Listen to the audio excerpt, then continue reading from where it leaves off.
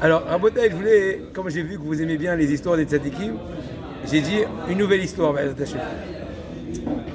Il y avait un bon juif qui est venu d'Amérique, ça fait une dizaine d'années, plusieurs dizaines d'années, et il se trouvait qu'il voulait aller grandement visiter le Baba Saleh à Netivot. Et son chauffeur, qui était un goy, il n'était pas prêt, il dit non, j'ai pas l'air de faire cette station-là, il faut qu'on avance dans notre projet Explou. À un certain moment, il y a eu un blocus là-bas, donc ils étaient obligés d'être commencé à Netivot. Entre-temps, il a dit, ils ont un pépin dans la voiture, quoi, en fait. Et le bon juif, il a dit au goy, arrange la voiture en attendant, moi je profite d'aller chez Baba Saleh. Il est parti chez Baba Saleh, il a vu une queue interminable.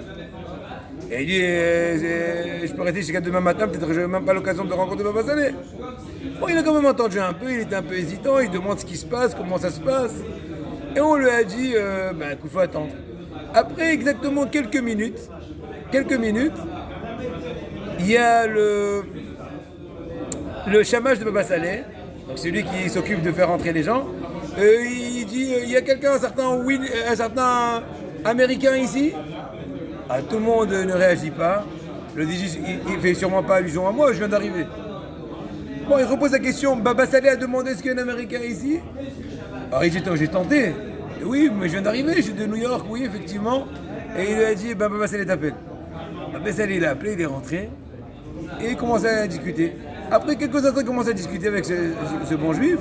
Il y a eu un grand bruit. Qu'est-ce qui se passe? Rabbi Ovadia Yosef à la Vacham, il est arrivé. Sommité. Et là, bien sûr, tout a été poussé, l'honneur du Rav. Ils se sont rencontrés avec Baba Saleh, ils ont discuté quelques bonnes minutes. Et après, Rabbi Ovadia est retourné chez lui. Le bon juif était de côté, attendait son tour. Et Baba Saleh le rappelle, lui dit, bon, je te conseille maintenant d'aller en Syrie. Faites une petite tournée. Et tu iras chez Rabbi Ovadia Yosef lui raconter ce que tu as vu. Le bonhomme dit Amérique, il m'appelle au bout de 2 minutes, il me fait attendre, Rabbi Ovadia, la Syrie, je comprends rien. Bon, le Rav il a dit j'accepte. Tout de suite il retourne à sa voiture, il dit allez hop, on prend l'aéroport, direction Syrie. Ils sont partis en Syrie, ils sont partis aux zoos, des petites là-bas aussi, etc. Plein de genres d'animaux. Et ils ont fait les tours, les musées. Le dernier jour, il a dit je comprends pas ce qu'il veut de moi. Il y a ça partout. Un goy, il vient, il lui dit moi je m'appelle Abdul, j'en sais rien. Et pendant la guerre des 6 jours, ou la guerre des Kippour plutôt, il aurait kidnappé un bon juif et il l'a fait martyriser. Et en fin de compte, il a Hazé Shalom fini avec lui. Shem Shmo. Il lui a dit depuis ce jour-là, il n'a pas de repos.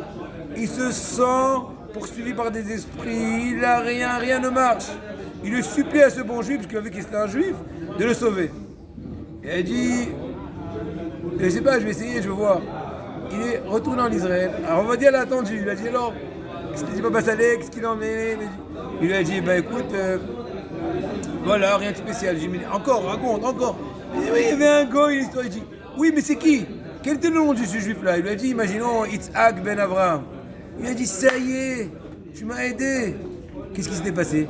Rabbi Ovadia, c'est bien connu, pendant la guerre de Kippour, il avait plein de dossiers de femmes qui étaient les pauvres coincées. Ils ne savaient pas ce que leur mari était encore vivant, ils étaient permis de se marier ou pas.